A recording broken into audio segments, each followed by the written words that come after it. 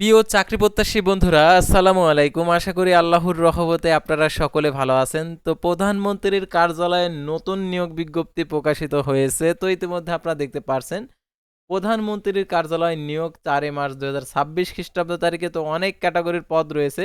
তো প্রত্যেকটা পদের আবেদনের ক্ষেত্রে শিক্ষাগত যোগ্যতা, বেতন স্কেল, আবেদনের শুরুর তারিখ, শেষ তারিখ, আবেদন ফি কত টাকা, আবেদন কিভাবে করতে হবে, এভরিথিং সব কিছুই আপনাদেরকে আজকের এই ভিডিওটিতে তুলে ধরবো। তো ভিডিও শুরুর প্রথমেই আপনি যদি অল জব নিউজ বাংলাদেশ এই চ্যানেলে প্রথমবার এই ভিডিওটি দেখে থাকেন, তো তাহলে আমাদের এই চ্যানেলটিকে সাবস্ক্রাইব করে রাখবেন, notification bell button all press করে রাখবেন, এই ভিডিওটিতে একটি লাইক করে দেবেন।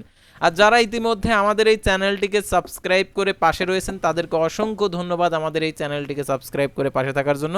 আর যারা ফেসবুক পেজে ভিডিও দেখছেন, ফেসবুক পেজটি ফলো দিয়ে রাখবেন। ডিসক্রিপশন বক্সে আমাদের ফেসবুক পেজের লিঙ্ক দেওয়া রয়েছে, তো এখানে ক্লিক করে দেবেন, সাথে সাথে আমাদের ফেসবুক পেজে নিয়ে যাবে। তো আমাদের ফেসবুক পেজ এবং ইউটিউব চ্যানেলে যে সকল আপডেটগুলো জানতে পারবেন, সরকারি, বেসরকারি, এনজিও, ডিফেন্স, শিক্ষক নিয়োগ, sales, marketing, railway job, NGO job, এক কথায় নিয়োগ জগতের সকল নিয়োগ বিজ্ঞপ্তির আপডেট। আপনি যেহেতু নতুন আসছেন, আপনাদেরকে বলবো আপনারা অবশ্যই আমাদের এই চ্যানেলের এবং ফেসবুক পেজের সঙ্গেই থাকবেন, কারণ চাকরির সংক্রান্ত আপডেটগুলো আপনাদেরকে দেখে দেওয়ার, যে কোনো চাকরির আবেদন করতে হলে আমাদের ভিডিওর ডিসক্রিপশন বক্সে হোয়াটসঅ্যাপ নাম্বার দেওয়া রয়েছে, আপনারা যোগাযোগ করতে পারবেন, আমাদের মাধ্যমে চাকরির আবেদনও করে নিতে পারবেন।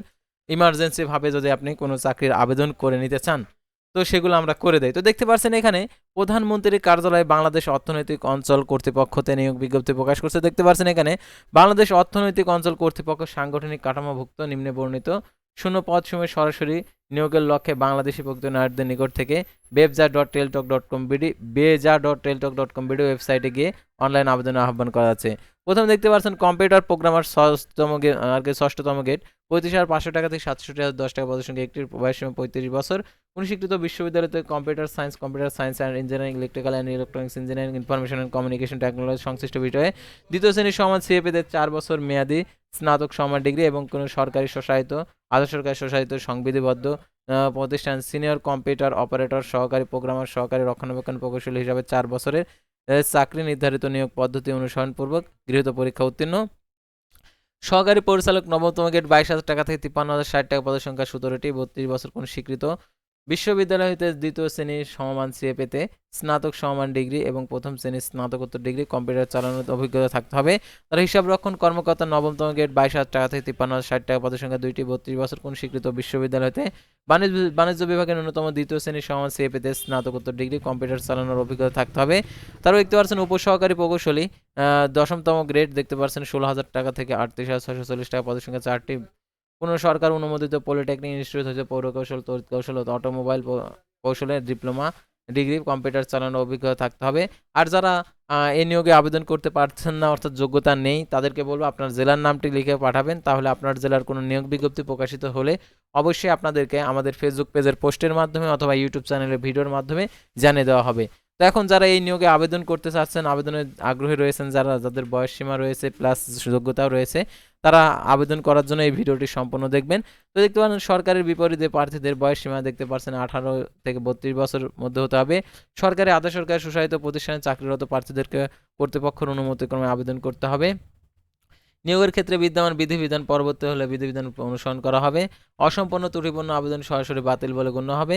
মৌখিক পরীক্ষার সময় ক থেকে চ পর্যন্ত যে সকল কাগজপত্র আপনাদেরকে প্রদান করতে হবে, অর্থাৎ আপনার সকল শিক্ষাগত যোগ্যতার সার্টিফিকেট, সরকারি, আধা সরকারি, স্বশাসিত প্রতিষ্ঠানে কর্মরত প্রার্থীদেরকে অনাপত্তিপত্র, তারপর হচ্ছে শিক্ষার যোগ্যতার প্রমাণস্বরূপ, বিশ্ববিদ্যালয় কর্তৃক সনদ এবং মার্কশিট আর কি লাগবে। তারপর দেখতে পাচ্ছেন ৪ বছর মেয়াদী স্নাতকোত্তর সনদ, তারপর হচ্ছে জাতীয় পরিচয়পত্র এবং জেলার স্থায়ী বাসিন্দা হিসাবে নাগরিকত্ব সনদপত্র এবং প্রার্থীর স্বাক্ষরযুক্ত প্রথম শ্রেণী গ্যাজেট কর্মকর্তা কর্তৃক ৩ কপি পাসপোর্ট সাইজের রঙিন ছবি। আর দেখতে পাচ্ছেন অনলাইন আবেদনপত্র জমাদানের শুরুর তারিখ, দেখতে পাচ্ছেন ১০ মার্চ ২০২৬ সকাল ১০টা। অনলাইন আবেদনপত্র জমাদানের শেষ তারিখ ১০ এপ্রিল ২০২৬ বিকেল ৫টা। উক্ত সীমার মধ্যে ইউজার আইডি প্রাপ্ত প্রার্থীগণ অনলাইন আবেদনপত্র সাবমিট করা হলে ৭২ ঘন্টার মধ্যে এসএমএস এর মাধ্যমে পরীক্ষার ফি জমা দিতে পারবেন। দেখতে পাচ্ছেন আবেদনপত্রে ৩০০x৩০০ পিক্সেল ছবি এবং ৩০০x৮০ পিক্সেল স্বাক্ষর আপলোড করতে হবে।